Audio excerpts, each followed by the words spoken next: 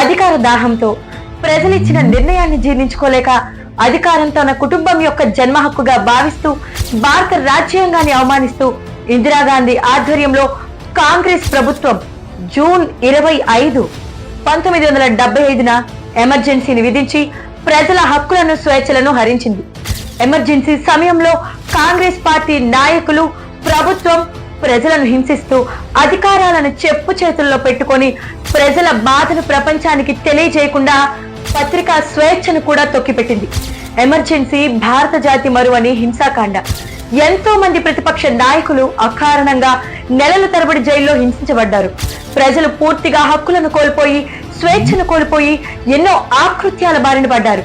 ఈ ఎమర్జెన్సీ దారుణకాండకు ఈ సంవత్సరానికి 75 సంవత్సరాలు నిండాయి. కానీ ప్రజల్లో కోల్పోయిన విశ్వసనీయతను మరలా ఎలా తెచ్చుకోవాలో తెలియక అసత్య ప్రచారాలను ఆయుధంగా చేసుకొని భారత ప్రజానికాన్ని అయోమయానికి గురి చేయడానికి ప్రయత్నిస్తున్న కాంగ్రెస్ పార్టీ మరియు రాహుల్ గాంధీకి రాజ్యాంగం పేరెత్తే హక్కు కూడా లేదు.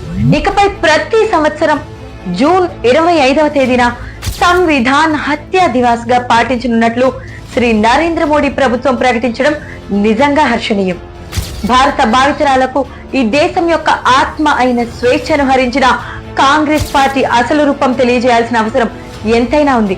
ఓటు బ్యాంకు రాజకీయం కోసం రాజ్యాంగం అంటూ ప్రతిరోజు వల్లవేస్తున్న రాహుల్ గాంధీ అతని పార్టీ యొక్క నిజ స్వరూపం ప్రతి గడప గడపకు ఈ నిర్ణయంతో తెలియజేసినట్లు అవుతుంది.